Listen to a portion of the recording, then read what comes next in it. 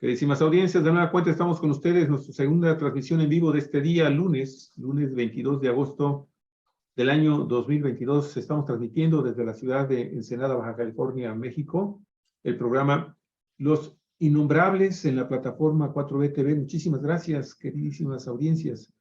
Si gustan apoyarnos con sus likes, pues les vamos a agradecer tremendamente que nos estén dando ahí un me gusta y que también pues nos recomiende, nos comparta el programa y estaremos entonces muy al pendiente de sus comentarios también, sus opiniones. Aquí vamos a darles lectura también con muchísimo gusto y las preguntas que quieran formular a nuestros queridísimos innombrables.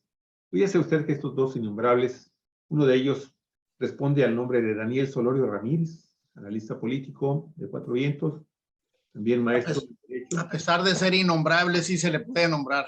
A pesar, así es mejor conocido como Daniel el Travieso, pero bueno, y en los medios académicos, en donde suele hacer sus pillerías, donde suele hacer sus pillerías. Pero bueno, y lo malo es que hace unos cuantos días lo tuvimos aquí en Ensenada, imagínense usted lo que vino a hacer aquí en Ensenada. Pero sí, bueno, no Daniel, pudimos vernos. Estamos investigando. Vino a pasearse en bicicleta a la playa. Sí, eso sí. Pobre ciclista, sí, me imagino. Maestro en Derecho Constitucional, activista social, académico universitario, defensor del agua también en Baja California, ombudsman de las audiencias de ustedes, queridísimos amigos. Daniel, así nos apoya, nos ayuda tremendamente siendo el ombudsman de las audiencias. Creo que es el único medio de comunicación digital que cuenta en todo el noreste de la República con un ombudsman. Y aquí está el culpable, Daniel Solorio. Y también, pues, queremos darle de nueva cuenta las gracias a nuestro querido amigo Armando Duarte Moller, sociólogo. Él es doctor en estudios de desarrollo global, exdiputado federal, académico universitario y consejero estatal de Morena en Baja California. Pues, bienvenidos los dos, Olga Alicia Aragón. ¿Qué tema, no? El tema, obviamente, de la desaparición de los muchachos normalistas de la Escuela Normal Rural en Ayotzinapa. Y bueno, pues ahora finalmente se reconoce que sí, que fue un crimen de Estado. Así es, Alejandro Encinas, quien es subsecretario de la Secretaría de Gobernación en el área de Derechos Humanos, presentó a nombre de la Comisión para la Verdad y Acceso a la Justicia del caso Ayotzinapa, que él preside, presentó el informe el pasado jueves por la tarde, y este informe correspondiente al año 2022, pues nos ha simbrado, porque ya esperábamos la noticia en sí del reconocimiento de que se trató la desaparición de los 43 estudiantes normalistas de Ayotzinapa de un crimen de Estado. Pero la manera en que fue informando Alejandro Encinas y que empezó con este reconocimimiento, luego de informar que se acababan de reunir los integrantes de esta comisión y el presidente de la República con los padres de familia de los jóvenes desaparecidos, fue muy impresionante. Dice, ya se habló con los padres de familia y se les dijo que hasta hoy en las investigaciones que llevamos no existe evidencia alguna de vida. O sea, prácticamente lo que les dijo es, fueron ejecutados, están muertos los 43 estudiantes, 43 de ellos ya habían sido identificados, sus restos óseos. De 3 de ellos, ¿no? De 3 de ellos, sí. Y yo quiero, para no decir más, palabras menos, citar textualmente lo que dijo Alejandro Encinas respecto a lo que hizo el gobierno de Enrique Peña Nieto a través de su procurador de justicia, cuando dieron a conocer su versión de los hechos que la llamaron la verdad histórica. Dice, la creación de la verdad histórica fue una acción concertada del aparato organizado del poder, donde desde el más alto nivel del gobierno, que ocultó la verdad de los hechos, alteró las escenas del crimen, ocultó los vínculos de autoridades con el grupo delictivo y la participación de agentes de Estado, fuerzas de seguridad y autoridades responsables de la Procuración de Justicia en la desaparición de los estudiantes. Esto es lo que en síntesis echó abajo de manera definitiva la versión oficial que había construido el gobierno, todo el aparato del Estado. Como lo menciona él, da los nombres de los responsables directos y también indirectos de esta versión. Y al día siguiente, también nos impacta la noticia de que ya había sido detenido, también al filo del mediodía acababan de detener al que fue el procurador de justicia y principal responsable de la creación de esta teoría del crimen de Estado que obstaculizó las investigaciones y que le quiso dar carpetazo al caso Ayotzinapa. Jesús Murillo Caram es procurador de justicia, ya está en prisión y se habla de, órdenes de aprehensión, más de 80 órdenes de aprehensión que fueron dictadas también el mismo día de la aprehensión de Jesús Murillo Caram. Y entre esos órdenes de aprehensión se encuentran 20 elementos militares, y hay ya detenidos más de 113, algo así como 113 detenidos por este caso. Bueno, pues con esto lo que queremos decir es que el tema que vamos a tratar hoy es de enorme trascendencia. Estamos a escasos días de que se conmemore un aniversario más de estos hechos terribles, atroces, ocurridos en Iguala, Guerrero, en 2014, el 26 y 27, la noche, tarde, noche, toda la noche del 26 y el amanecer del 27 de septiembre, y estamos pues a poco tiempo de que se conmemoren estos hechos.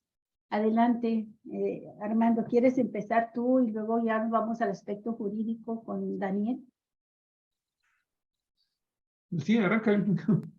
Sí, muy bien. Yo quisiera iniciar un poco estableciendo como un marco general para entender el problema. El caso de Ayotzinapa hay que entenderlo, o más bien hay que visualizarlo desde la perspectiva de la motivación por la cual el Estado mexicano, en ese entonces encabezado por Enrique Peña Nieto,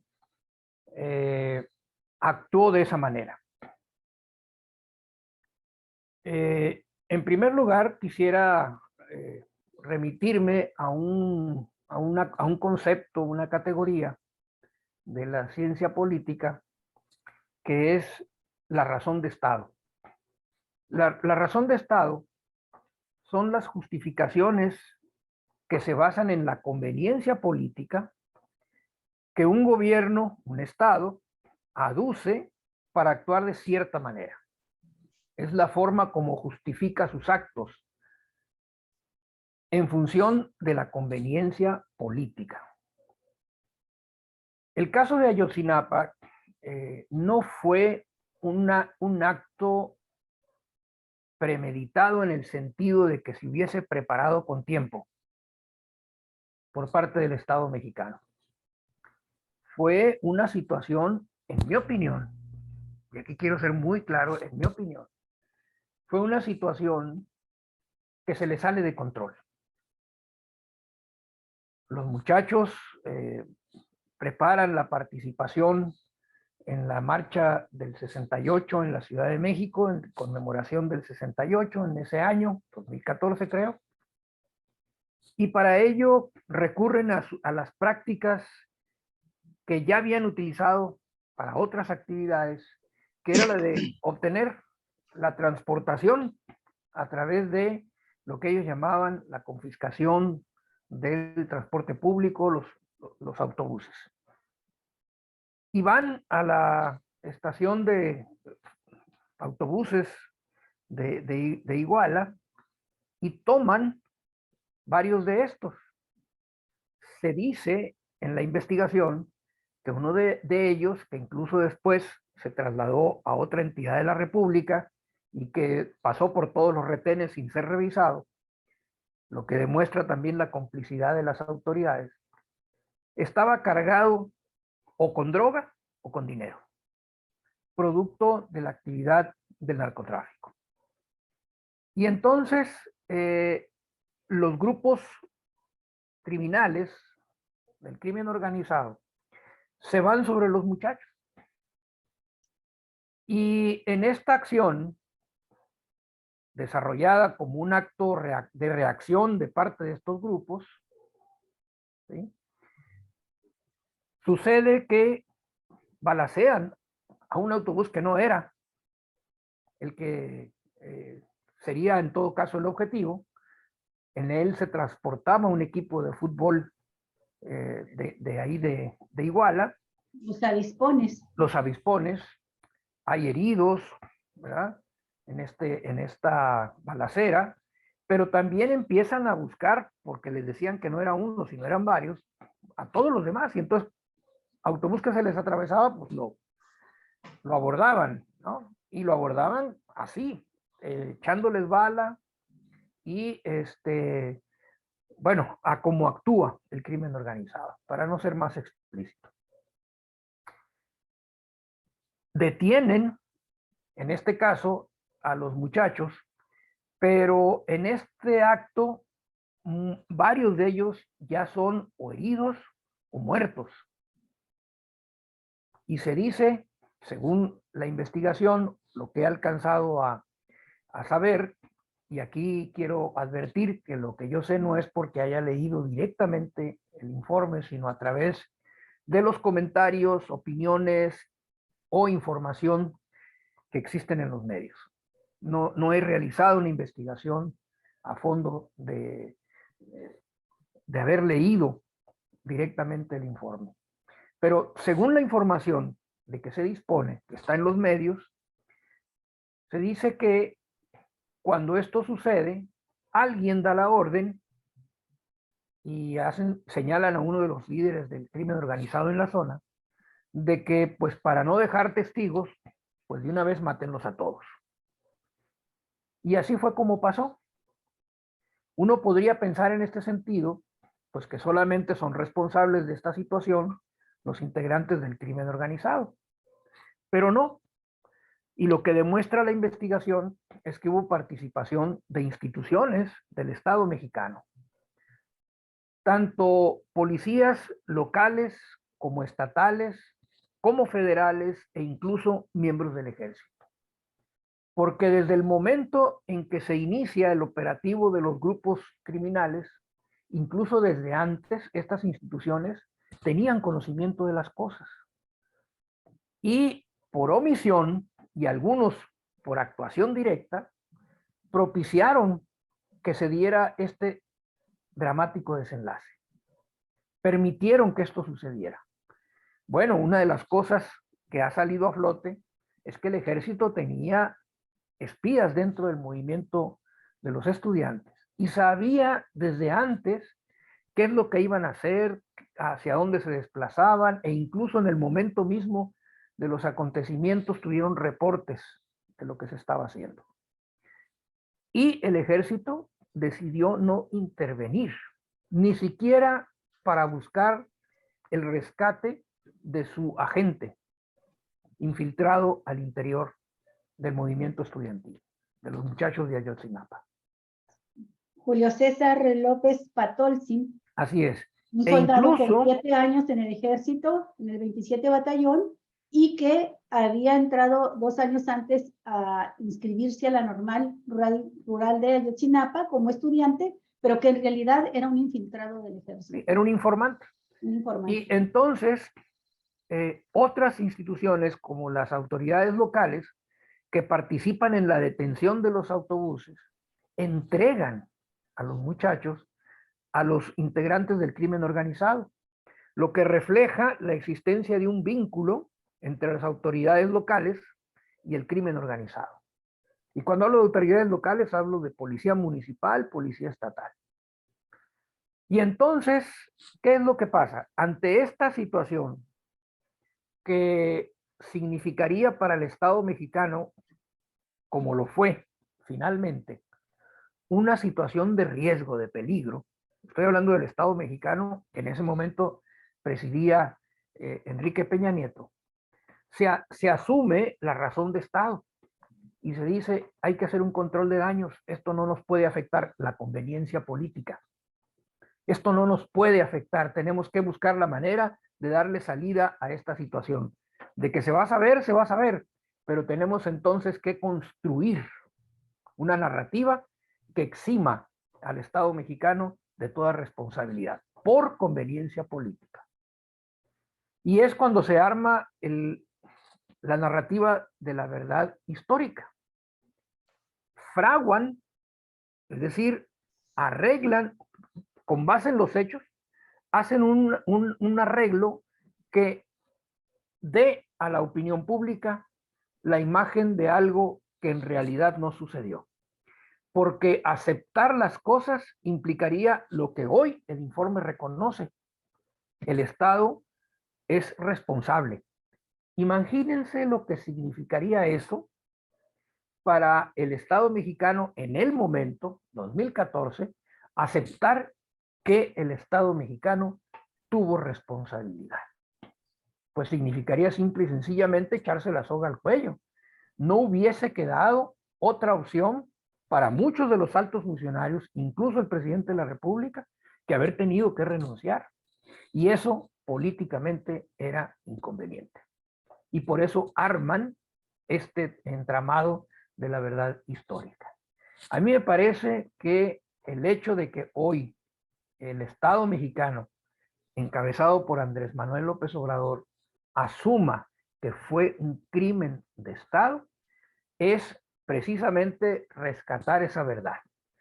Quitar esa cosa de la razón de Estado que obstruyó, porque así lo fue, la justicia, que se pudiese saber la verdad y que permite o abre la puerta para que podamos conocer al detalle lo que realmente sucedió. Ya en este informe se dio un avance muy importante acerca de lo sucedido.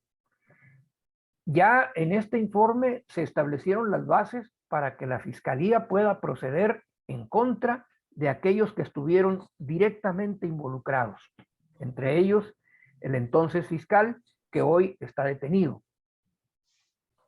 pero que puede todavía, porque no es un caso cerrado, y en eso fue muy enfático quien dio el informe, que este caso sigue abierto y que corresponde a la Fiscalía, en el desarrollo del mismo, de la investigación, llamar a cuentas a todos los que pudiesen resultar implicados debido a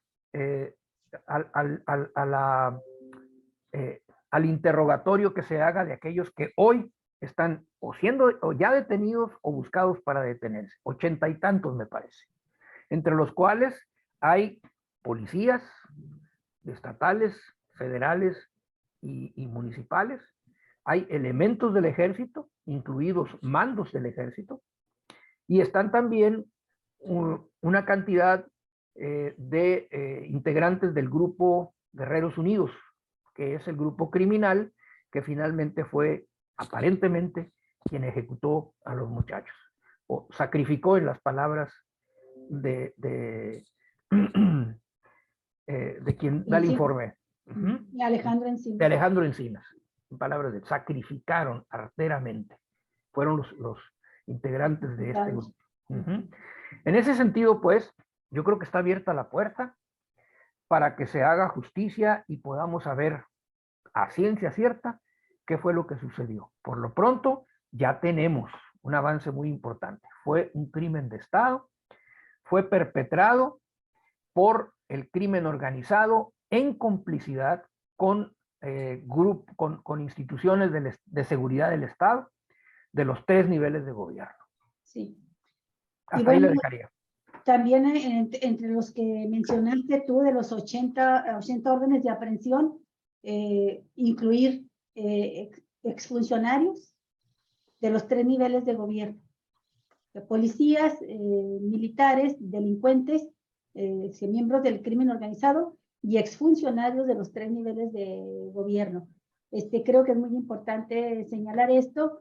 También mencionar que cuando Alejandro Encinas el jueves pasado da una conferencia de prensa donde presenta el informe, se le preguntó sobre la presunta responsabilidad de Enrique Peña Nieto, el expresidente, y dijo, no encontramos, pero acotó muy claramente la obligación, lo que a esta comisión instruyó el presidente que realizara, fue la investigación de los hechos ocurridos el 26 y 27. Ahí no encontramos responsabilidad del presidente. Luego hablaría de todo lo que vino después hasta la creación de la verdad histórica, y bueno, pues ahí ya se abre el abanico, no lo menciona Enrique Peña Nieto, pero se abre el abanico de responsabilidades, porque es mucho el tiempo que transcurre y mucho lo que hacen luego para ocultar con esta verdad histórica la verdad de los acontecimientos. Entonces también, bueno, mencionar eso porque yo no sé qué posibilidades vean ustedes de que se llegue a personajes como Enrique Peña Nieto o al general Cienfuegos, que era el titular de la SEDENA, el secretario de la Defensa Nacional, pero de que supieron, sabían, tenían que haberlo hecho porque ha sido un proceso muy, muy largo, el del caso de Ayotzinapa, y en ese proceso está la dichosa verdad histórica que compromete muchos niveles de gobierno en una acción, como dice Encinas, operada desde el aparato organizado del poder para ocultar la verdad, para obstaculizar la investigación y, por supuesto, pues para proteger a los responsables. En esto de los responsables, yo quiero hacer la pregunta así de directa a nuestro querido abogado Daniel Solorio, maestro en Derecho Constitucional, en el aspecto muy preciso donde Encinas habla de responsabilidad por acción, por omisión, por negligencia, y luego cuando se refiere también de manera muy precisa a los obstáculos encontrados en esta investigación, una investigación que se ha tenido que meter a analizar millones de llamadas telefónicas, decenas de miles de documentos. Ahorita tienen digitalizados 41,000, más de 41,000 documentos esta comisión, junto con la unidad especial de investigación y litigio del caso Ayotzinapa de la Fiscalía General de la República, que han estado trabajando de manera conjunta y, según Encinas, en palabras de Encinas, construyendo confianza en este trabajo. Bueno, ¿cómo ves tú, Daniel, los señalamientos que hace? No sé si los viste en el informe con más detalle, los señalamientos que hace a los juzgados, a los jueces, a la manera en que se está llevando el proceso, porque lo que menciona Encinas es que los padres de familia se quejan, protestan porque fueron fragmentada la investigación.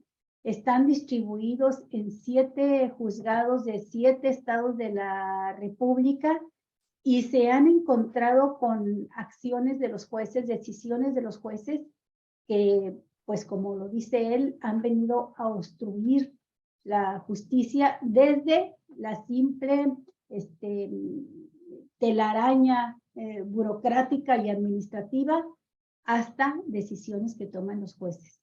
Sobre este aspecto del Poder Judicial, ¿qué nos puedes decir en este caso de Ayotzinapa, Daniel? La pregunta es de respuesta difícil, pero muy importante. quisiera empezar diciendo, dando respuesta a un planteamiento que está haciendo mucha gente desde que se dio a conocer el informe. Hay quienes están diciendo, pues eso ya se sabía, no dijo nada nuevo, eso de que es un crimen de Estado, lo han dicho los padres, las madres de los jóvenes desaparecidos desde hace 8 años, ellos siempre lo supieron, siempre lo estuvieron diciendo. Se publicó en el libro de Anabel Hernández, se publicó en muchos libros, hay montones de libros y trabajos periodísticos y versiones de que se trata de una razón, de un llamado crimen de Estado. Pero no es lo mismo decirlo que probarlo. Hay que subrayar esto. Yo quisiera, antes de contestar la pregunta que me hacías, Olga, quisiera insistir en la enorme diferencia que existe entre el conocimiento común. Los jueces no juzgan, los ministerios públicos y jueces no pueden, está prohibido para ellos juzgar con el conocimiento común. Necesitan lo que se llama pruebas de responsabilidad plena, datos de prueba, se dice hoy en el lenguaje del nuevo sistema de justicia penal, probar los hechos y la responsabilidad de las personas más allá de toda duda razonable. Es la expresión conocida. No puedes condenar a nadie, penalmente hablando, si no hay elementos probatorios que demuestren los hechos y la responsabilidad penal de las personas acusadas más allá de toda duda razonable. Porque si hay una duda razonable, los jueces tienen el deber de negar órdenes de aprehensión, tienen el deber de negar las vinculaciones a proceso, tienen el deber de absolver en sentencias a las personas que hayan sido acusadas. El derecho penal es una rama del derecho de la que se dice que es de aplicación estricta. Por eso ciertamente es del conocimiento común desde hace mucho tiempo que fue un crimen de Estado. Pero entre decirlo en los niveles periodísticos a decirlo en un pliego acusatorio ante los jueces, hay un mar de distancia. Así como lo planteabas hace un momento, Olga, está muy bien planteado porque lo que dijo Encinas es, ya tenemos aquí en este informe, estamos presentando una serie de datos, elementos, y ahora corresponde al Ministerio Público y a los jueces ir sacando de ahí los elementos estrictamente aplicables para responsabilizar a los autores de esos hechos. Y luego vayamos entonces al caso que también planteabas, Olga, de la posibilidad de que se pudiera llegar hasta el general Cienfuegos, secretario de la Defensa Nacional en el tiempo de Peña Nieto, y al propio Peña Nieto. Bueno, depende de los elementos y datos de prueba que ya obren en la información que presentó Encinas y lo que de ahí vaya sacando el Ministerio Público dentro de las investigaciones que ya se hacen ante la presencia del juez. Hay elementos, hay datos de prueba que solo se pueden extraer en presencia del juez dentro del proceso penal.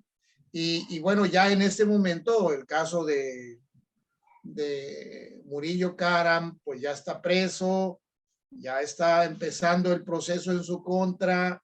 Si dentro de poco sabemos que el juez ya lo vinculó a proceso, no tengo yo el dato, no sé si ya lo tienen ustedes. si ya hubo una vinculación. Si un juez ya dijo queda vinculado a proceso, no tengo el No, dato. todavía no, va a ser el miércoles.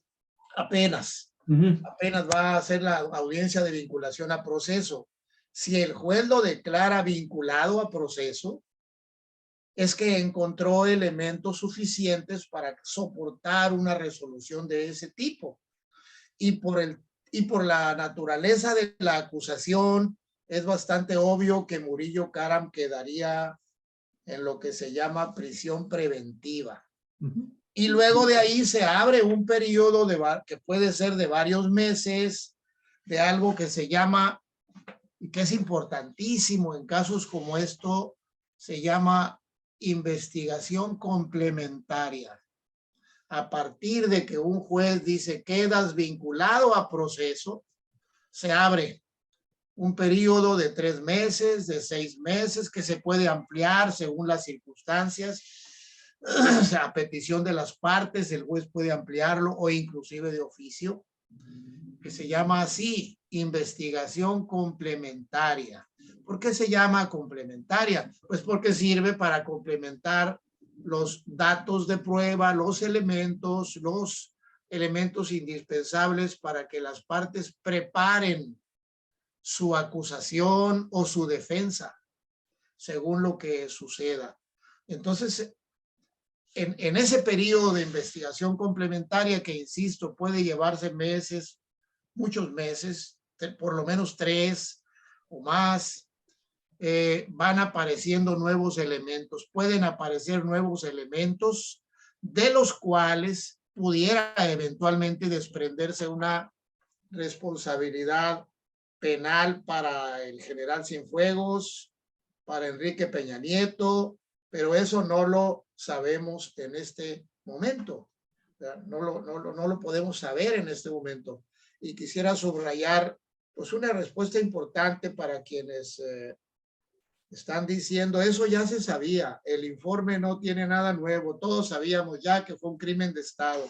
No lo sabíamos, lo creíamos, dadas las circunstancias conocidas, de ahí habíamos intuido, de las lecturas, de los libros escritos como el de Anabel Hernández, que es un libro muy valioso. Sabíamos muchas cosas, pero en versión periodística, no en versión propia del proceso penal. Y bueno, eso es lo que por el momento digo de entrada. Sí, sí, hubo grandes avances muy importantes para poder hacer esto que mencionas, Daniel, de darle sustento, argumentos, materia de prueba, ¿verdad? O evidencias que se pudieran constituir en pruebas. Y estos momentos fueron cuando el presidente López Obrador apretó tuercas, porque desde que entró a la presidencia, toma el poder el 1 de diciembre de 2018, y el día 3 ya está decretando la creación de esta comisión de la verdad, ¿no?, que encabeza Encinas, y se crea la unidad de investigación especiales, ¿no?, del caso Ayotzinapa, de la Fiscalía. En una entrevista que dio Encinas en el programa del Chamuco, Encinas dice, tenemos algo que ha repetido últimamente, tenemos mucho del pasado en el presente, no se ha ido el pasado y lo tenemos en la Fiscalía General de la República. Dice, por fortuna pudimos crear una unidad de investigación especial para Ayotzinapa, muy cuidadosa, con gente confiable, no vinculada al régimen del pasado. Y eso le daba a él confianza en poder avanzar. Pero una vez creada la comisión, todavía en los primeros informes, Encinas se quejaba amargamente de la cerrazón en varias instancias del gobierno federal y de instituciones del Estado para proporcionar información a la comisión. Finalmente todos sabemos que López Obrador pues dio un ajuste, unas vueltas de tuerca, llamó la atención de la Sedena, de la Marina y de otras instituciones para que proporcionaran información a esta comisión. Que vale decirlo, la comisión siempre actúa junto con los padres de familia. se hace acompañante de los padres de familia y de organizaciones representantes, acompañantes de los padres de familia. Entonces, porque actúa, dice Encinas, bajo un principio de la máxima transparencia y la mayor publicidad. Claro, cuidando el debido proceso de los datos que van consiguiendo. Esto lo quiero mencionar porque si bien todos percibíamos, sentíamos, la lógica nos decía que se trataba de un crimen de Estado por la manera en que protegían a los presuntos responsables, en efecto había que demostrarlo, y cuando da ya como el manotazo el comandante supremo de las Fuerzas Armadas de que se abran los archivos militares y se dé la información, se da un avance muy importante. Desde el año pasado, con la Secretaría de la Marina, que proporciona estos videos tomados con drones, donde se ve la presencia de funcionarios de primer nivel sembrando, el momento en que se están sembrando las evidencias en el basurero de Iguala y de Cocula. Y también estos documentos que fueron totalmente novedosos, pues hablan de la participación que hubo por parte de la Marina, porque hay elementos de la Marina ahí abajo, ¿verdad? En esos trabajos que estuvieron haciendo. Y se ve y se vinculan los hechos con la participación de Tomás Cerón de Lucio, que fue el operador, ¿verdad?, de esta verdad histórica, es decir, el encargado de destruir evidencias, destruir pruebas, crear, falsear otras, y conducir la investigación que se realizó bajo tortura de la mayoría de los detenidos, y que pues está prófugo, está fuera del país, está refugiado, escondido en Israel desde hace muchos tiempos. No recuerdo la fecha en que se fue, creo que entrando este gobierno al poco tiempo se fue, pero también se informó por parte de Encinas de que a petición de los padres de familia fueron a hablar, los de la comisión, fueron a hablar directamente con Tomás Cerón de Lucio a Tel Aviv para pedirle que se acogiera al principio ¿cómo le llaman?, de oportunidad. Sí. Y que a cambio de que proporcionara información. Dice Alejandro Encinas que Tomás Cerón de Lucio se negó. Esto sucedió en febrero de este año, que rechazó la oferta. Sin embargo, en algo que no dijo en la conferencia, pero que sí viene en el informe, menciona que ha aportado información Tomás Cerón de Lucio. Esto lo quiero comentar porque no se trata de cualquier personaje. Si bien no es el más alto mando, era el alto mando de la Policía Federal, y era también, bueno, después de los hechos de Iguala, lo ascienden a titular de la Agencia de Investigación Criminal. Entonces, es una persona que sabe por muchas cosas, entre otras y muy importante, seguramente sabe dónde están los restos de los estudiantes, por lo menos de muchos de ellos, debe de saberlo.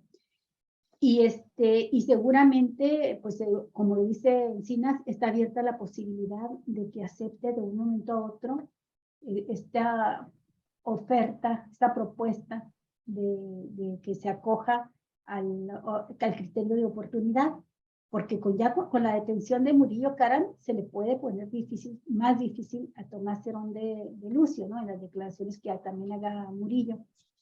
Entonces, yo menciono esto, pero cuando te preguntaba de los jueces, te preguntaba más directamente, Daniel, lo siguiente: los padres de familia han insistido en que se concentre en los juicios, los casos que se han abierto en relación con los hechos de Ayotzinapa, y que no se lleven en tantos juzgados diferentes, porque se están llevando 28 causas penales, por lo menos se están llevando ahorita dispersos, 10 en Tamaulipas, 5 en el Estado de México, 5 en Guerrero, 1 en Colima, uno en Morelos y uno en Querétaro.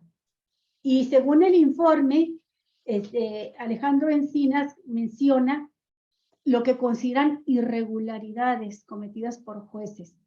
Entonces piden que sea una jurisdicción única sobre el caso. Eso es lo que piden los padres de familia de hace tiempo, porque además unos se llevan bajo el proceso acusatorio, otros bajo el proceso inquisitorio, ¿verdad? De las modalidades del proceso penal en México. Pero menciona irregularidades muy concretas, Daniel. Por ejemplo, dice, el juez Samuel Ventura Ramos, del Juzgado Primero de Distrito de Procesos Penales Federales de Tamaulipas, liberó a 77 presuntos responsables de la desaparición por haber sido torturados por distintas autoridades, pero lo hizo sin dar vista al Ministerio Público, sin señalar ni investigar a quienes realizaron la tortura, impidiendo pues que se llegara a ese paso siguiente, ¿no? Dice, por otro lado, ha restado valor a las pruebas obtenidas por cooperación internacional, a las escuchas que realizó la DEA en Chicago.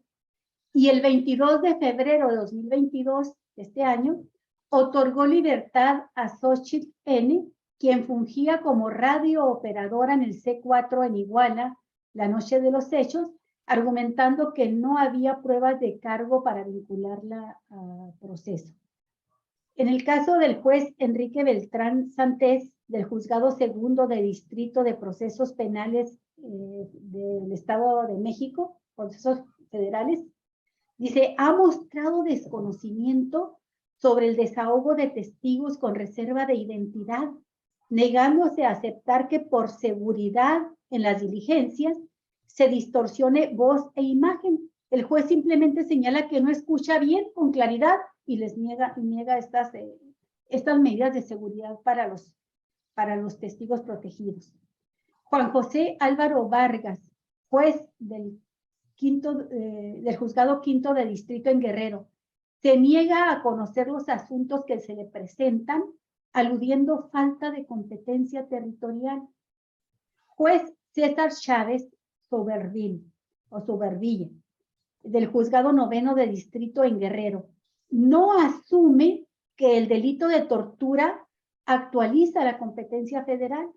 Juez Juan Gabriel Domínguez Barrios, del Noveno Distrito de Iguala, liberó el 11 de noviembre de 2019, tras el pago de una fianza de 10,000 pesos, a Marco Antonio, uno de los criminales del grupo de Guerreros Unidos, la Pompi, relacionado directamente en la investigación con la desaparición de los cuerpos, de desaparición de los estudiantes, quien había sido deportado de los Estados Unidos y detenido en Juárez, permitiendo de nueva cuenta su evasión al ponerle esa fiancita de 10,000 pesos.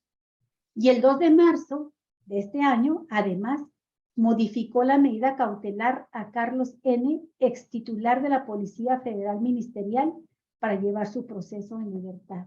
Te menciono esos, pero hay varios casos, hay por lo menos 8 casos donde menciona incluso a la magistrada Lambertina Galeana del Tribunal Superior de Justicia de Guerrero, que ordenó la destrucción de videos grabados por las 6 cámaras exteriores del Palacio de Justicia, argumentando que las imágenes no eran claras porque hubo problemas técnicos, destrúyanse esas videograbaciones.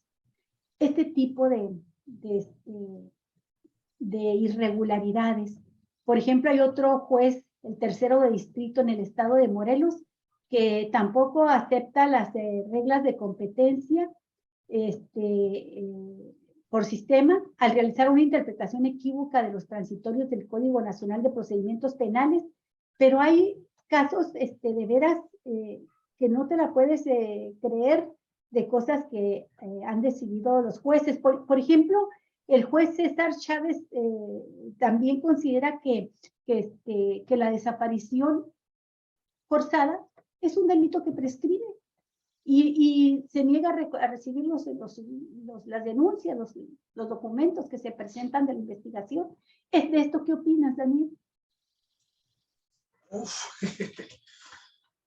vuelvo al punto de lo que es el derecho penal y lo que es el sistema judicial. El sistema de jueces está organizado de tal manera que cada juez es un pequeño soberano, no soberano en el sentido de que puede hacer lo que le dé la gana, sino lo que él entiende de su responsabilidad de aplicar la ley. Esa responsabilidad de aplicar la ley penal en casos como este está limitada por lo que ya ha dicho la jurisprudencia, pero cada juez es soberano en ese sentido, es independiente con la ley que tiene que aplicar y con la jurisprudencia tal como él la entiende. No hay alguien que es superior del juez en el momento de dictar su resolución. Los jueces tienen superiores jerárquicos, pero no en el momento en que dictan cada una de sus resoluciones, sino que ya dictadas, las partes pueden inconformarse y a través de los recursos e ir ante los superiores de esos jueces a que las revisen. Pero entre el momento de dictar la resolución con todas sus consecuencias y el momento en que un superior las pueda revisar para confirmar o revocar, pueden pasar meses, puede pasar mucho tiempo. El sistema judicial está organizado así. Estoy recordando, con lo que estás platicando, Olga, muy bien, estoy recordando un célebre juez en la época de Díaz Ordaz, una época radicalmente diferente, en que de verdad el Poder Judicial estaba efectivamente, como lo repite el presidente López Obrador cada rato, estaba totalmente subordinado al Ejecutivo. Se hizo muy célebre en el año 68, 67, 68, 69, un célebre juez Ferrer MacGregor, Eduardo Ferrer MacGregor, se hizo muy famoso porque todos los días él dictaba autos de formal prisión a todas las personas que la Procuraduría le consignaba, pero era clarísimamente un juez de los llamados de consigna. Era un colaborador del aparato represivo del gobierno de Díaz Ordaz. Eso era un juez de consigna. Ahora las cosas son diferentes. El propio presidente López Obrador lo dice, hay independencia de los jueces. Así como hay jueces que han estado mediante resoluciones suspensionales deteniendo las obras como el Tren Maya, como el aeropuerto, como estas grandes obras con resoluciones, y luego el gobierno tiene que litigar para combatirlas y lograr que sus superiores las modifiquen, como ha sucedido ya también. El Ejecutivo se convirtió en un litigante. El Ejecutivo es un litigante también. El Ministerio Público es un litigante frente a los jueces. Lo que a mí sí me parece una pésima política es lo que acabas de destacar, Olga, de que la Fiscalía General de la República elija para casos como este muchos jueces en diferentes lugares de la República. Ciertamente está dentro de la autoridad legal de la Fiscalía escoger a los jueces que consigna. Por eso no nos parece ya raro que, por ejemplo, los hechos de Tijuana, hace unos años cuando un grupo de policías tijuanenses fueron apresados y fueron llevados a juzgar ante un juez de Tepic, Nayarit. Diría uno, ¿por qué la Procuraduría General de la República los acusó ante un juez de Tepic? ¿Por qué de Tepic? Igual pudo haberlos consignado ante un juez de Tampico o de Veracruz. Dentro de la autoridad de la Fiscalía, dentro de su poder jurídico, está pero a mi juicio lo está ejerciendo mal. siendo solo un conjunto de hechos relacionados con un conjunto de hechos deben ser juzgados por el mismo juez o por jueces que están físicamente muy cercanos para que no se obstaculicen las tareas de investigación, las tareas de acusación, las tareas de defensa. Me parece que es una mala política, es una mala decisión, pero no del Poder Judicial, sino de la Fiscalía. La Fiscalía acusa ante este juez, ante el juez de Mexicali a uno, acusa a otro en Tijuana y a otro en Hermosillo, otro en Tamaulipas. ¿Por qué lo hace así? Esa es una pregunta para el fiscal general de la República. En primer lugar, oye, Gers, ¿por qué estás acusando en juzgados diferentes? ¿Por qué no escogiste un juez?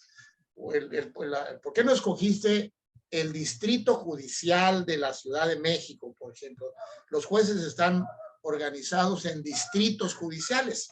Por eso se llaman jueces de distrito. Hay un distrito judicial que es el más grande, el más relevante, el más importante del país, que es el distrito judicial del primer circuito, que es la Ciudad de México, o el de Toluca. Hay distritos. Bueno, lo razonable, evidentemente, es que la Fiscalía escoja a los jueces de un solo distrito. Habría que cuestionar a la Fiscalía General de la República, a Gers Manero, ¿qué razón tiene para actuar en diferentes circuitos? Legalmente está autorizado, está facultado, pero ¿por qué lo está haciendo así? Eso es algo que yo en principio repruebo por razones obvias. Eso complica mucho, no solo la acusación. Ya con malicia puede uno decir que lo está haciendo para obstaculizar la buena marcha de los procesos, como si quisiera ayudar a los acusados. Se presta para eso, se presta, porque en el nuevo sistema de justicia penal hay una característica que es importante destacar.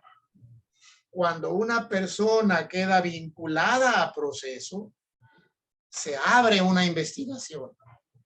Se abre una investigación que las partes realizan por cuenta propia para llevarle elementos al juez cuando vengan las audiencias siguientes en unos meses. Se abre una investigación que ambas partes pueden realizar, pero en esa investigación con frecuencia necesitan el auxilio del juez. Por ejemplo, juez, te vengo a pedir que dentro de mi investigación llames a fulano de tal para que yo lo pueda interrogar. Llámalo para que yo lo pueda interrogar, porque no he logrado interrogarlo. O la defensa puede decirle, juez, cítame a fulano de tal ante ti, yo ahí lo voy a interrogar dentro de mi tarea de investigación y distribuir los procesos penales del caso Ayotzinapa en diferentes estados de la República ante jueces federales, pues no parece un acierto, salvo que escucháramos alguna razón que el fiscal general de la República pudiera dar. Lo estoy haciendo por esto, para analizar sus razones. Me parece una sinrazón que eso esté sucediendo de esa manera. Muy bien. Yo quisiera hacer algunos comentarios rápidos porque creo que también es misión de este medio de comunicación tratar también de resolver algunas de las dudas o algunas de las versiones que el público en general tiene respecto a situaciones como las que se están dando en este momento en nuestro país. Tú mencionabas, Daniel, que mucha gente está diciendo, bueno, pues es que no se está aportando nada nuevo, cuando en realidad es la primera ocasión en que una autoridad federal reconoce, un gobierno de la República, una autoridad federal, el representante del Estado mexicano, reconoce abierta y tácitamente que se cometió un crimen de Estado. Permíteme nada más. Y en este caso también será la primera vez que se lleve a tribunales un caso así como crimen de Estado. Me lo pregunto. Bueno, pues, para eso tendríamos entonces que ver cómo va evolucionando el proceso que se acaba de abrir, ¿no? ¿Hay antecedentes de que se haya juzgado en México un crimen de Estado? No tengo respuesta a la mano. No lo hay. Yo por eso estoy afirmando que es la primera ocasión en que, para empezar, los representantes del Estado mexicano, que son las autoridades, el gobierno de la República, reconoce públicamente que se está teniendo estas características. El Estado mexicano. Han existido resoluciones a nivel internacional de la Corte Internacional de la Haya, en donde se ha obligado a los representantes del Estado mexicano, ¿sí?, a que reconozcan algunos crímenes que tradicionalmente se les identifica como crímenes de lesa humanidad.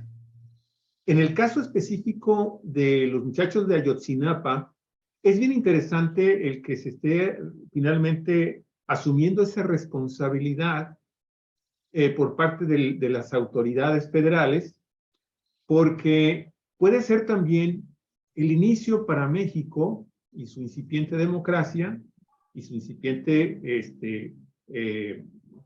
gobierno de una mayor participación ciudadana, de que se pudieran abrir en el futuro otras investigaciones que pudieran dar también por concluido, por iniciado, perdón, la declaratoria de crímenes de Estado cometidos en otros actos en donde han estado involucrados, por un lado, las autoridades federales, desde el aparato de seguridad de nuestro país, conjuntamente con autoridades del gobierno. ¿Quieres comentar algo, Daniel? Yo te sigo. Y nada más para tratar de precisar para el público de Cuatro Vientos que la expresión crimen de Estado, delitos de Estado, no es una expresión de contenido jurídico. No hay en los códigos penales, no hay en el derecho mexicano una expresión llamada crimen de Estado, no existe. Es un concepto político muy importante, pero en el derecho mexicano no existe. Sin embargo, por crimen de Estado se entiende una serie de hechos delictivos llevados a cabo. Hacia allá voy, mi estimado Daniel. Una colusión. Hacia allá voy, precisamente. Ajá, ok, adelante. Hacia allá voy. Porque como periodistas y como medio de comunicación, y eso lo subrayo, tenemos la obligación de tratar de explicarle a los ciudadanos comunes, ¿sí?, qué es un crimen de Estado.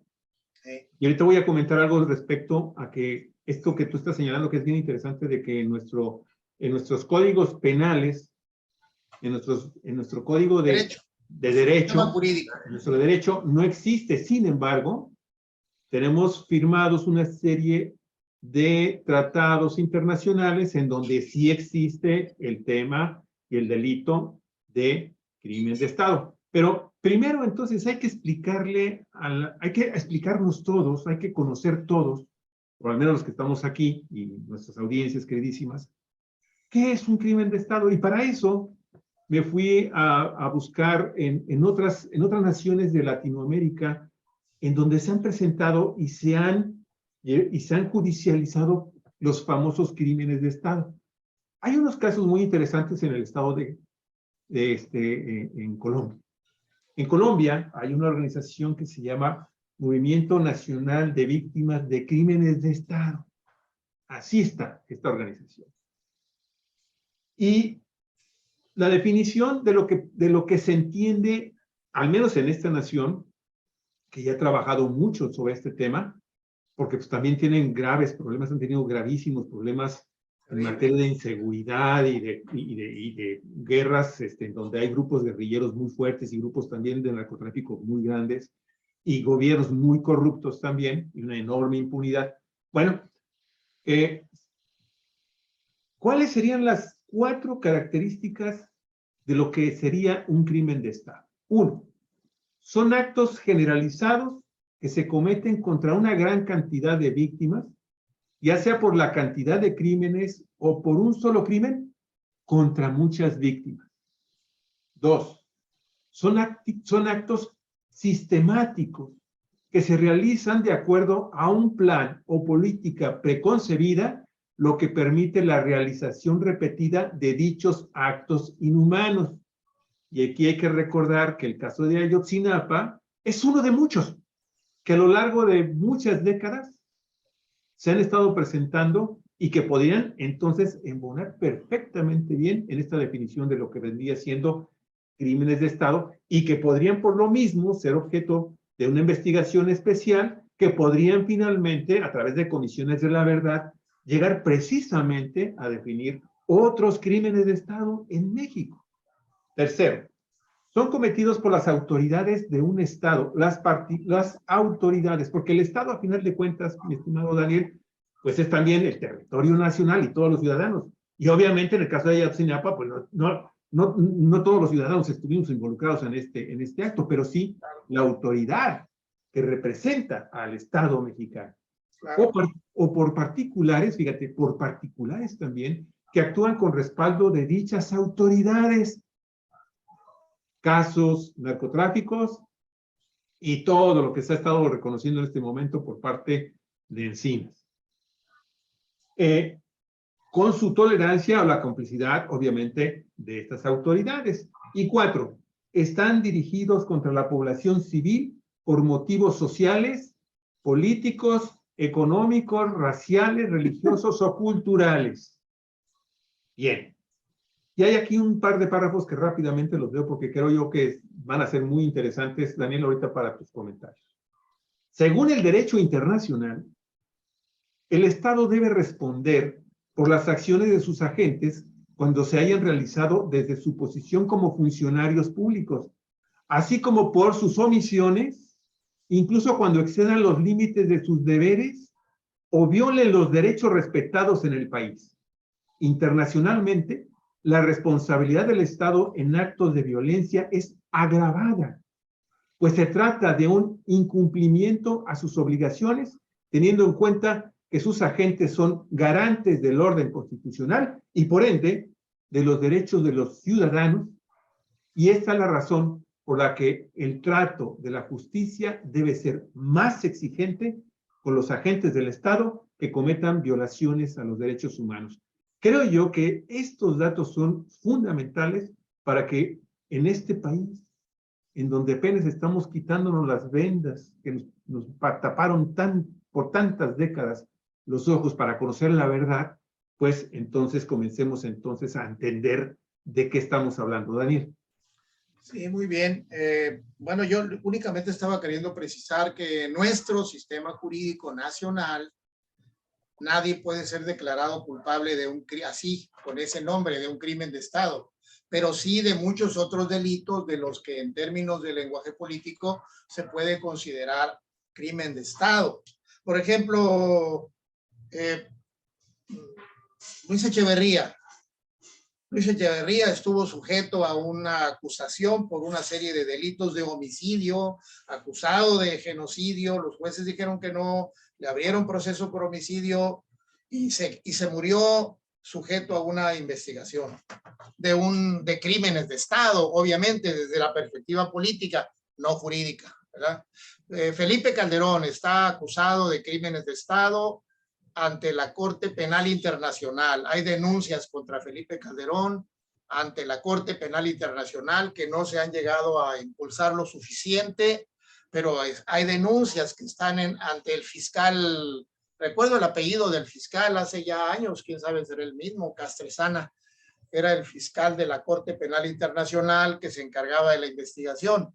Pero hay denuncias. Todo eso se llaman crímenes de Estado porque son cometidos por funcionarios públicos en ejercicio de sus funciones o por particulares con el respaldo, como decía Olga, o hay otra palabra que se ha diseñado, que se ha usado, la aquiescencia, cuando no es respaldo abierto, pero no, es como decir, bueno, te estabas haciendo cochito, ¿no? Cuando se estaban secuestrando, te estabas haciendo cochito, tú lo sabías. La aquiescencia. Esos son de los llamados crímenes de Estado. Sí, exactamente. Y estamos en época de apenas irnos quitando las vendas. El informe de hace unos días abre las puertas, da una serie de información ya no la dan los denunciantes solamente, lo dan funcionarios públicos, lo da el gobierno por instrucciones del presidente de la República. Es el reconocimiento del gobierno mexicano de que desde el gobierno hubo delitos, hubo delincuentes con traje de funcionario, y en este momento pues está en prisión uno. Está en prisión uno. Yo digo delincuentes porque, bueno, ya está ahí detenido por el momento, todavía no se le vincula a proceso a Murillo Karam. Probablemente Murillo Karam dé mucha información, probablemente no. Yo no me hago tantas ilusiones de que Murillo Karam pudiera dar mucha información. Es un hombre con una larguísima experiencia, con una cola muy larga, con toda la vida en la política priista, con todas las mañas del mundo, y en su detención ustedes todos pudimos observar cómo se condujo cuando fue aprehendido. Sangre fría. Con mucha sangre fría. Aquí estoy, soy yo. ¿Cómo no? Claro que sí. Oye, le voy a leer sus derechos. Le sobó el brazo un poquito a la gente del Ministerio Público que lo aprendía. Dijo, no es necesario. Está haciendo su trabajo. Yo ya me sé los derechos, no se preocupe. Así es. Soy Por eso soy. que estás diciendo tú, Daniel, nada más, eso para redondear todavía la idea. Ajá. Por eso la Fiscalía General de la República presume que él en lo particular cometió 2 delitos. 1, tortura, y 2, desaparición forzada. No lo acusan de haber cometido el crimen de Estado. Y eso es bien importante para que los ciudadanos entonces comencemos a entender que no vamos a encontrar, por ejemplo, a cargos de crimen de Estado contra el expresidente Peña Nieto. Eso también ya quisiera aprovechar aquí, que sería muy interesante, porque a mí me está preocupando mucho el que ya comenzaron algunas voces dentro de la Fiscalía a decir, bueno, vamos a tratar de que venga Enrique Peña Nieto a hacer declaraciones.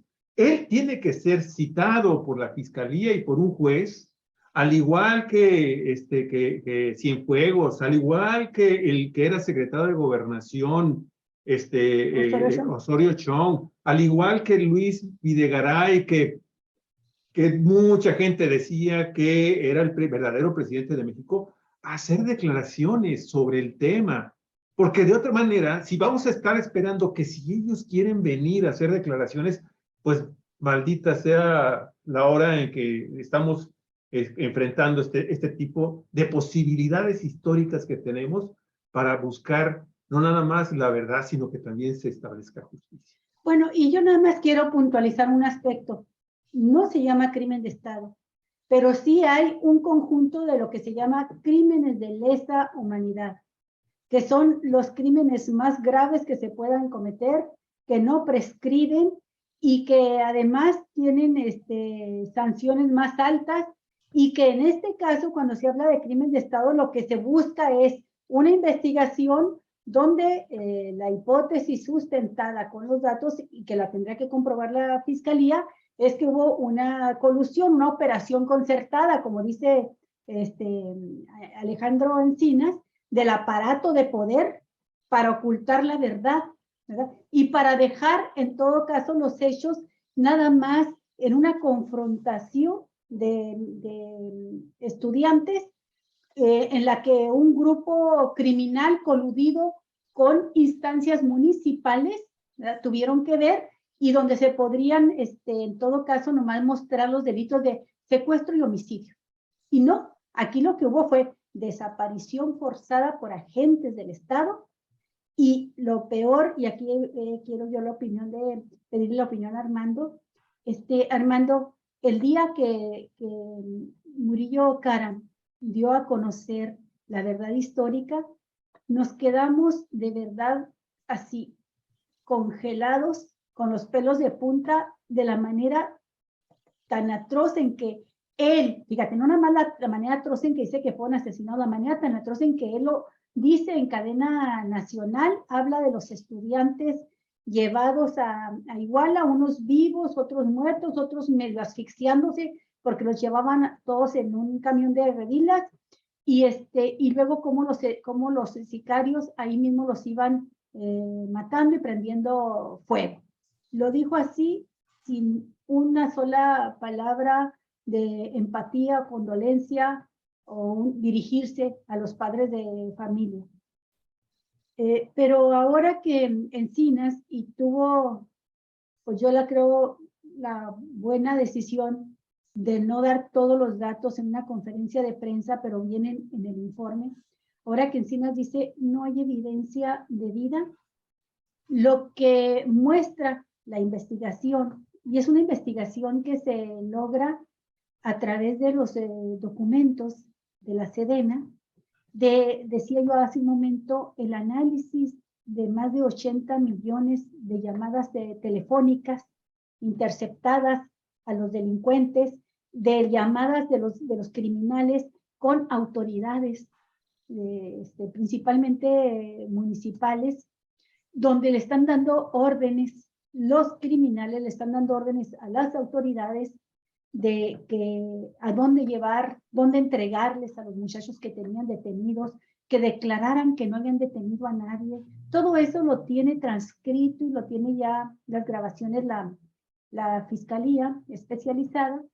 Bueno, según la información que dan, fue realmente atroz lo que hicieron con los jóvenes, porque hablan y mencionan los datos, los elementos constitutivos de prueba, que pueden ser constitutivos de prueba, de cómo fueron, híjole,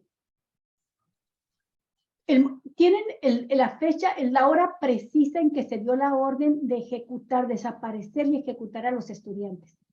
Claro, el informe está atestado, es decir, está tachoneado, ¿verdad? Para proteger el debido proceso. No te dan los nombres y todo, pero pues obviamente la fiscalía ya tiene el nombre de quién dio la orden, a quién le dio la orden, y da a conocer algunos elementos de cómo fue ejecutada. Y ahora lo que sabemos por este informe es que los estudiantes fueron asesinados, presuntamente fueron asesinados y cortados y acomodados en diferentes bolsas. Y esas bolsas distribuidas en por lo menos 6 grupos, donde traen los nombres de los encargados de cada grupo de deshacerse de esas bolsas. Pero además trae una serie de datos también el informe, donde menciona algo igual, decía, toda esta operación para ocultar la verdad. Se daban cuenta que ya había algún operativo fuera de autoridades o fuera de los padres de familia que andaban buscando a sus hijos y que estaban encontrando algunos de los lugares, una cueva, por ejemplo, donde los tenían escondidos, y entonces los criminales estuvieron moviendo los cuerpos, los restos de un lado a otro, ¿no?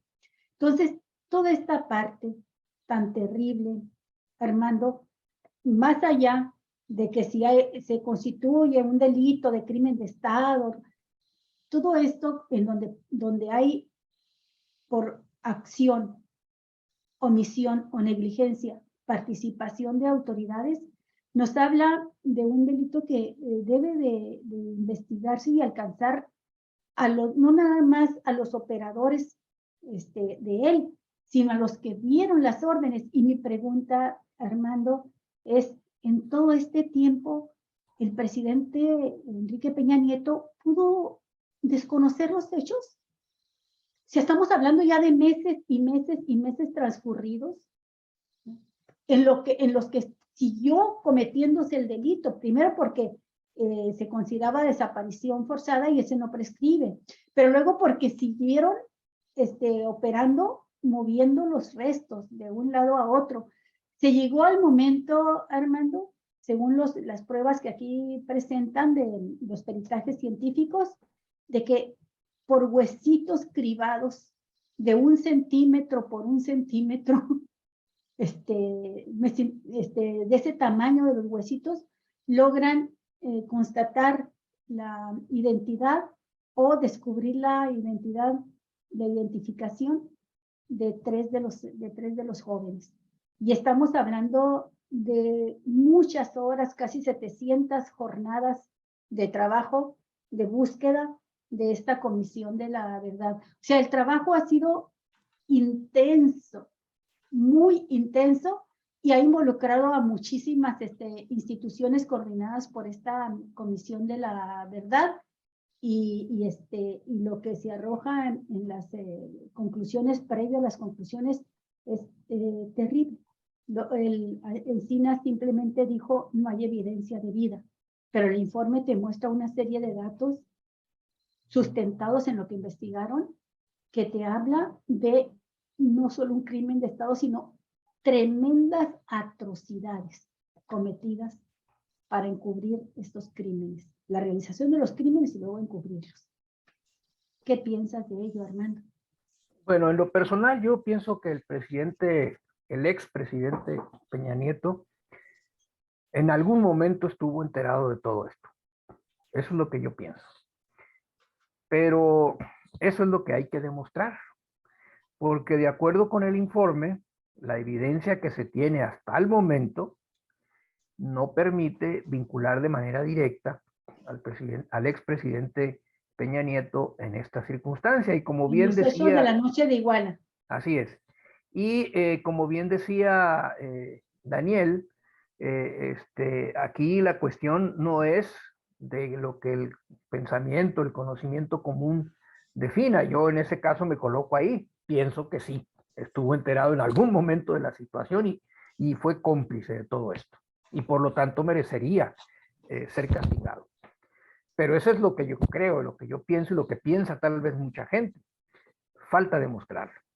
Hasta el momento, la evidencia que se tiene y que es el resultado de esta investigación, que como tú bien dices, fue una investigación exhaustiva, ¿verdad? Cuando yo escuché la cifra de 80 millones de llamadas, dije, bueno, pues ¿a qué horas las pudieron revisar? Bueno, las revisaron y de ahí fueron reconstruyendo todo lo que ya ha quedado ahí plasmado en el informe, entre otros elementos de prueba, ¿no? El caso es que en todo eso, Peña Nieto no está de acuerdo con lo que dijo en el informe, no está directamente implicado Peña Nieto. Pero otra vez, la investigación no está cerrada, ¿sí? Falta lo que resulte de lo que Daniel llamó esa investigación complementaria a la que está obligada la Fiscalía General de la República, el Poder Judicial, y que implica, entre otras cosas, los testimonios de aquellos que están siendo detenidos y que van a ser interrogados. Y de ahí puede derivar efectivamente alguna declaración o imputación directa en el sentido de que el expresidente de la República, Peña Nieto, pudo haber estado directamente involucrado en el problema, ya sea porque él haya sido conocedor de lo que se estaba fraguando y haya dicho, bueno, pues adelante, o que él mismo haya dado alguna indicación al respecto en lo concreto. Eso todavía no lo sabemos, lo podemos intuir, pero hay que demostrarlo. Yo pienso que esta investigación todavía va a dar mucho de qué hablar en los próximos meses. Mucho y por mucho tiempo, sí. En la medida en que estas personas que están siendo detenidas empiecen a aportar información. Yo desconocía el hecho de que Tomás Herón haya dado algunos elementos a la Fiscalía, aún sin estar detenido y aún sin estar acogido al criterio de oportunidad. Ojalá y pueda continuar dando esa información. Él está ahorita en una condición, y la gente tiene que saberlo, en la que el Estado mexicano poco puede hacer para detenerlo, porque está él refugiado y protegido además. Dicen por allí que esto tiene que ver con el hecho de que él haya dado o haya favorecido contratos a empresas israelíes para las cuestiones de aquellos softwares de espionaje que se utilizaron durante el sexenio de Peña Nieto. Entonces, está en un país que no tiene convenio de extradición o tratado de extradición con México. No puede el gobierno mexicano decirle al gobierno israelita, tenemos orden de aprehensión contra este tipo, por favor, pónmelo a disposición. No puede. El gobierno israelí, como no tiene ese convenio, no está obligado a hacerlo. Y entonces dice, bueno, yo no puedo intervenir, se lava las manos, pero tampoco puedes venir a detenerlo porque está en territorio soberano de Israel. Y entonces, por esa razón, ¿verdad? Cerón de Lucio escogió ese lugar para evitar su extradición. Estará en su conciencia o en algo que pueda suceder que este señor pueda continuar dando información sobre el caso, ¿verdad? Sí. Pero eso es algo que Hipotético. no se puede, sí, no se puede predecir, no se puede decir va a suceder, quién sabe, ¿no? Si suceda o no suceda. Pero hay otros implicados, el propio ex procurador que hoy está detenido, ¿no? Va a tener que ser sometido a interrogatorio y bueno, veremos qué sale de ahí. Sí. Estaba yo leyendo y viendo por ahí algunos videos en donde él mismo, en el momento en que hace la declaración de la verdad histórica, se auto involucra, ¿no? En el asunto, porque dice que hubo reunión de un grupo para discutir el tema y tomar decisiones, ¿no? Y ahora se sabe que fue precisamente estas reuniones en donde ya una vez acontecidos estos dramáticos, lamentables hechos, el Estado mexicano asumiendo esta idea de la razón de Estado, decide, por conveniencia política, fabricar la verdad histórica. Y con ello incurrió en serias violaciones al orden jurídico, porque no solamente impidió que la investigación, esa obstrucción de la justicia pudiese llevar al conocimiento de la verdad, conscientemente fabricó una narrativa para tratar de sustituir o para tratar de ocultar la verdad de los hechos. Eso es un delito muy grave, pienso yo, ¿no? Aquí Daniel nos podrá ilustrar más al respecto. Pero, y el Estado mexicano incurrió en ese sentido en una gran responsabilidad. ¿Hasta dónde, me pregunto yo, haya o no estado implicado de manera directa el presidente, cuando se asume que este es un crimen de Estado, que el Estado tuvo una responsabilidad, hasta dónde el titular del Ejecutivo tiene responsabilidad? Eso habría que determinarlo y eso pienso que debe determinarlo precisamente el Poder Judicial de la Federación. Sí, y me parece, Armando, pertinente insistir, subrayar. Alejandro Encinas dice, no se encontró evidencia de responsabilidad del presidente ni del general Cienfuegos en la noche de Iguala. O sea, en el momento de la desaparición, todos los hechos violentos y que culmina con la desaparición de los estudiantes. De eso no se encontró evidencia. Hasta ahí. Pero de ahí viene todo este proceso que va a dar con la fabricación o el encubrimiento de la verdad a través de lo que llamaron verdad histórica, y ahí es un proceso largo donde no se actúa sin órdenes superiores, donde quien va a crear toda esta historia no lo hace por creatividad e iniciativa propia. Esto es lo que se está buscando demostrar, ¿verdad? ¿Cómo se hizo? Y para precisar también lo que mencionabas de Tomás Cerón de Lucio, sí, es sorprendente porque no lo dijo Encinas en la conferencia, pero aparece en el informe. Mira, aparece de esta manera.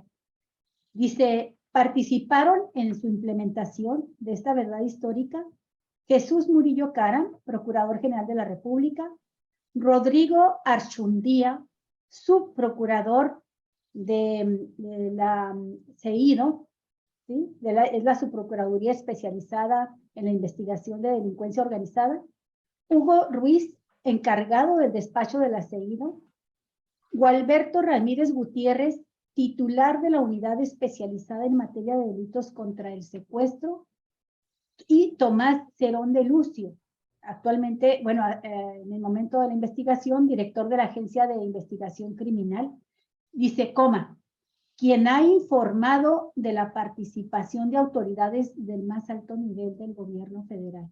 Y luego ya señala que continúan los contactos con los abogados de Tomás Cerón, insistiendo en que hacerle la propuesta para que aporte más información.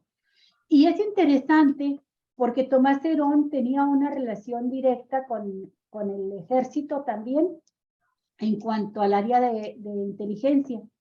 Y fíjate, Armando, que otro dato que arroja esta investigación es que el famoso programa Pegasus, del que supimos después que se utilizaba para espiar, se estuvo utilizando para espiar a opositores al régimen, a periodistas.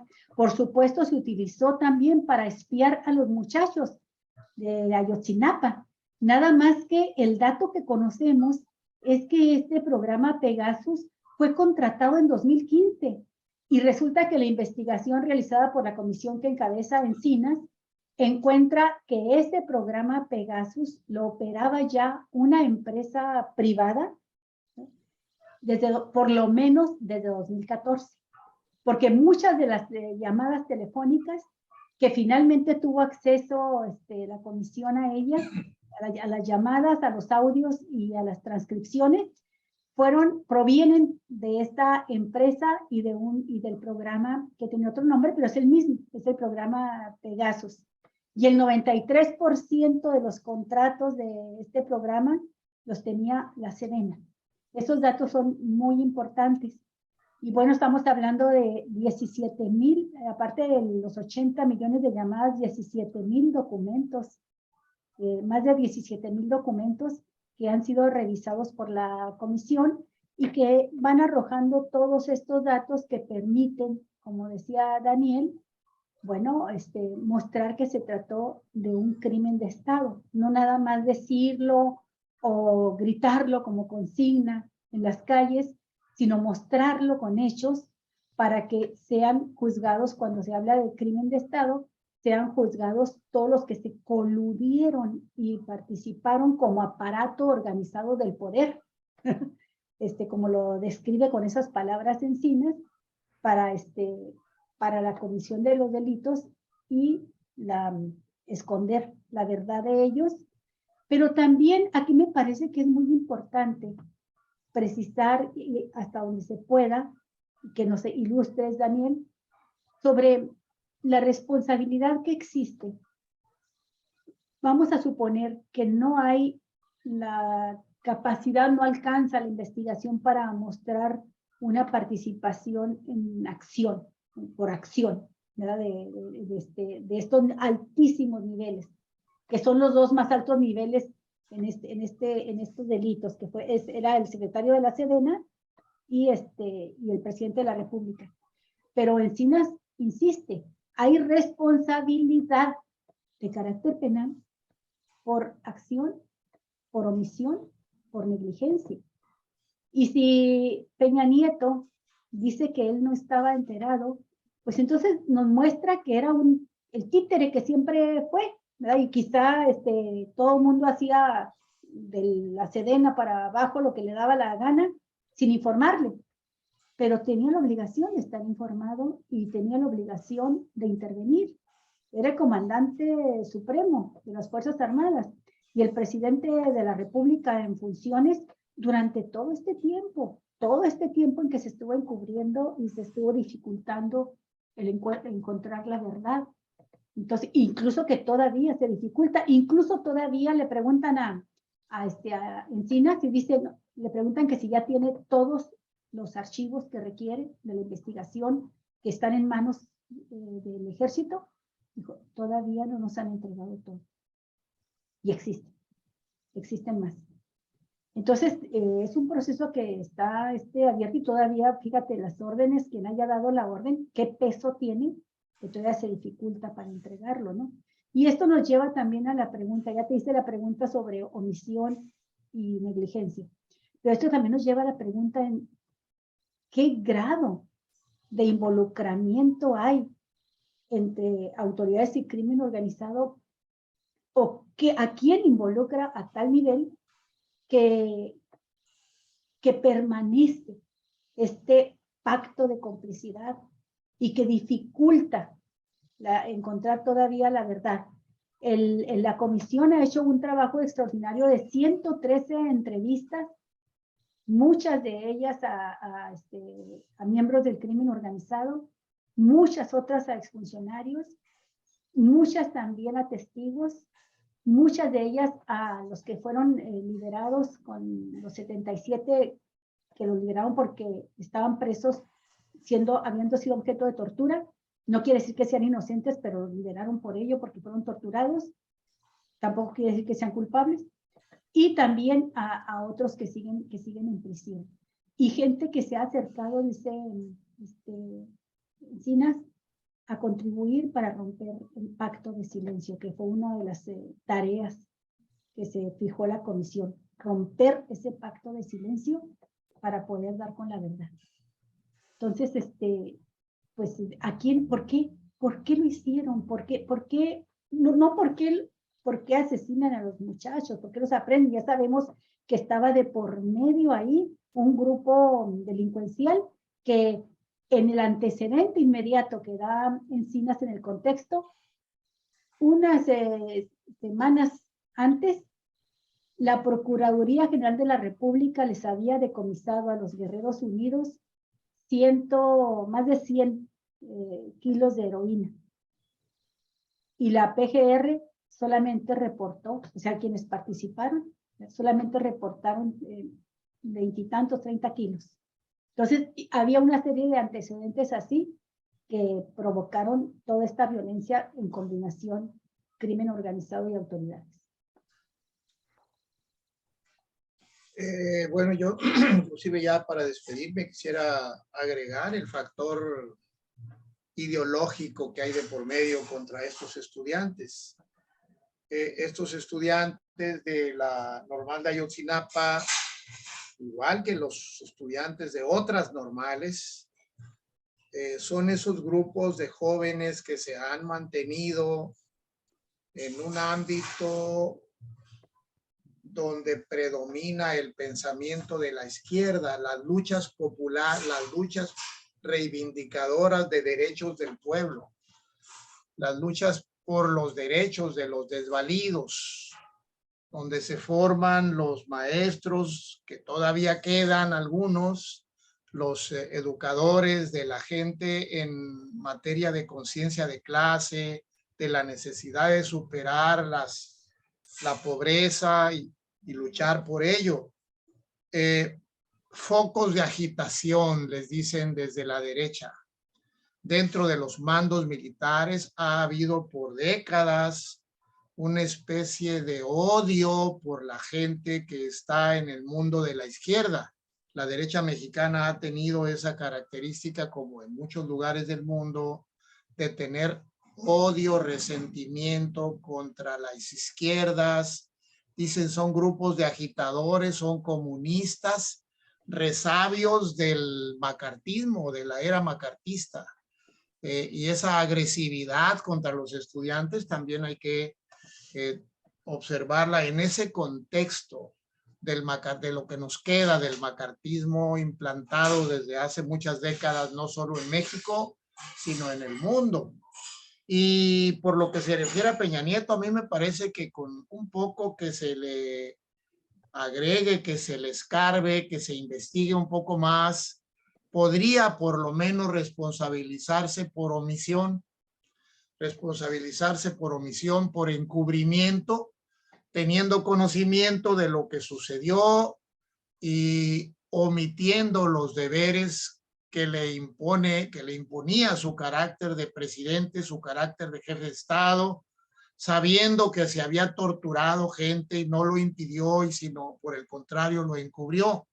Me parece que a Peña Nieto le saldrá alguna responsabilidad penal en los tiempos que vienen, porque efectivamente, aunque parezca dramático, pero apenas empieza la parte de derecho penal, con la información que consiguió, ya que aportó la comisión que preside Alejandro Encinas, empieza la parte penal, la parte procesal penal ante jueces y ministerios públicos. La Fiscalía General de la República, y yo lo digo con cierto pesar, no puedo dejar de expresar mi pesar, está en manos de un señor que no es el mejor modelo que podríamos encontrar para responsabilizar, para darle la responsabilidad de conducir las investigaciones y acusaciones penales en momentos tan difíciles para la nación. Pero bueno, tenemos lo que tenemos. Ahí está Gers Manero, ni modo. Ahí está. Permíteme hacerte una pregunta rápida para que te puedas retirar. Antes de que te vayas. Oye, dices que posiblemente, en caso de que se le pudiera fincar alguna responsabilidad de carácter penal al expresidente Peña Nieto, podría ser algo relacionado con su complicidad, pero yo no sé qué tan graves son esas sanciones penales, de carácter penal, si alguien un funcionario público actúa en complicidad por omisión o por negligencia en la función pública. ¿Son graves estas penalidades o nada más también nos estamos haciendo pipí afuera de la basílica? Bueno, el encubrimiento no es un delito gravísimo, no es un delito grave, pero tratándose de un país como el nuestro, en las circunstancias de la relación política que ha tenido el pueblo mexicano con sus presidentes, el ejercicio del poder político con sus expresidentes, sería magnífico que se le procesara penalmente, por lo menos por encubrimiento. Por lo menos por encubrimiento. Sería un gran triunfo. Gracias, Dani. Muy amable. Pues bueno, gracias. Yo también me retiro. Entonces, muchas gracias, Armando, Olga, Javier. Hasta luego. Hasta luego, Daniel. Armando, ¿tú con qué palabras despides del programa? Bueno, yo con una sensación de esperanza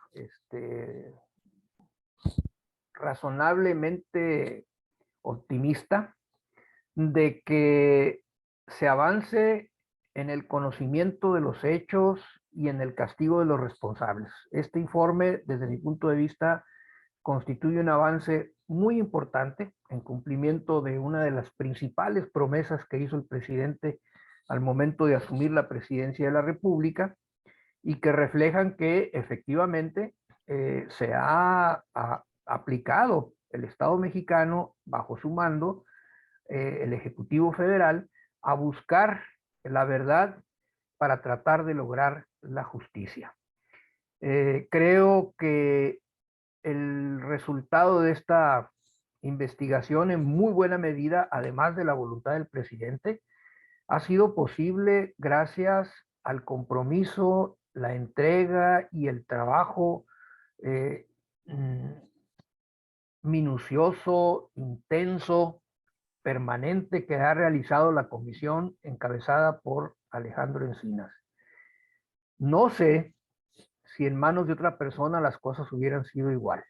Lo cierto es que bajo la dirección de Alejandro Encinas se ha logrado este informe, este documento fundamental, que habrá que leer en algún momento, no obstante que sea un documento bastante denso, bastante amplio, pero que vale la pena, pienso, por la trascendencia del hecho, que todos tuviésemos la oportunidad de revisarlo. Está ahí, es público, obviamente tiene sus restricciones para no violentar el debido proceso, pero seguramente que la información que de ahí se desprende, a la que tenemos en este momento acceso, es suficiente como para poder darnos una idea de lo que ha sucedido y de las atrocidades que pueden cometer los estados en función de esto que hemos llamado la razón de Estado.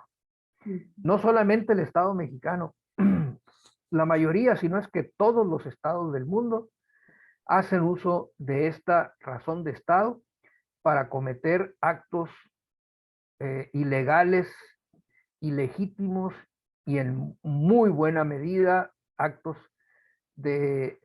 crueles en contra de seres humanos de su propio pueblo. Esta idea que algunos atribuyen a Maquiavelo, que no fue el que usó el término razón de Estado, pero que posteriormente un paisano de él, un italiano, no recuerdo ahorita el nombre, acuñó el término al tiempo después de que fue manejada la idea por Maquiavelo, y que se empezó a convertir en un elemento de uso cotidiano por los estados nacionales en Europa y en el mundo.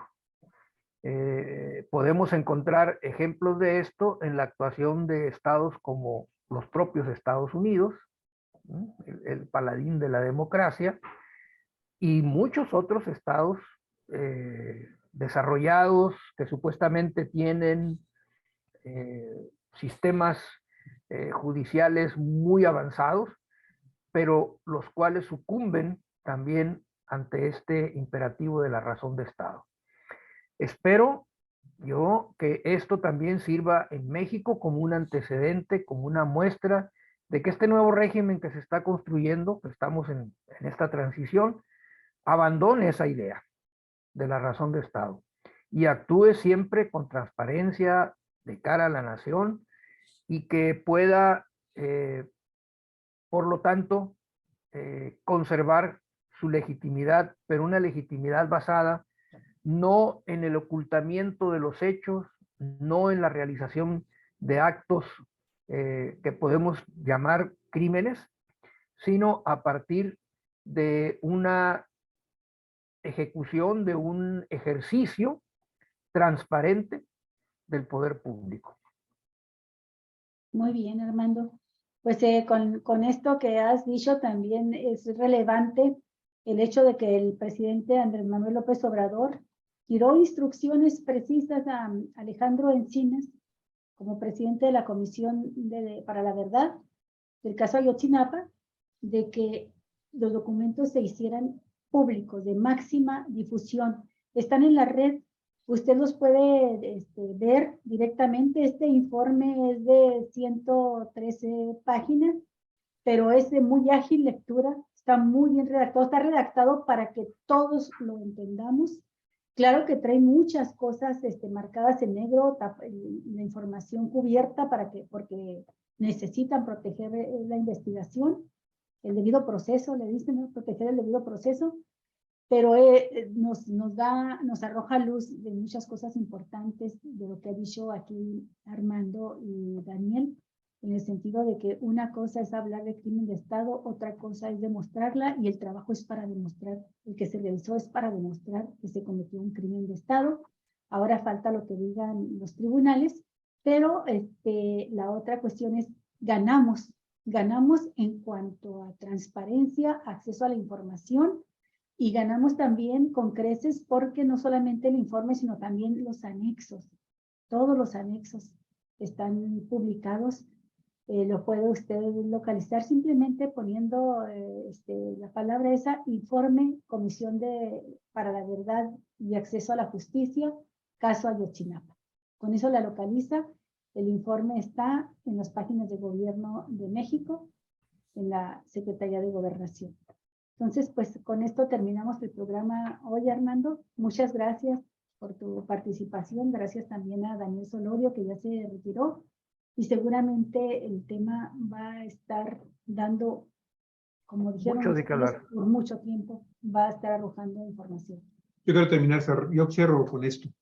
Estamos ante la posibilidad, y lo acabamos de ver, ahorita nos lo acaba de confirmar, el licenciado, pues es un maestro en Derecho Constitucional, el licenciado Daniel Solorio Ramírez, nuestro ombudsman, nos dice: en México no existe el delito de crimen de Estado. Esperemos que ahora con esto el Congreso de la Unión se ponga las pilas, porque también el no legislar en estas materias tan importantes para el país, para el Estado mexicano en su conjunto, ¿sí?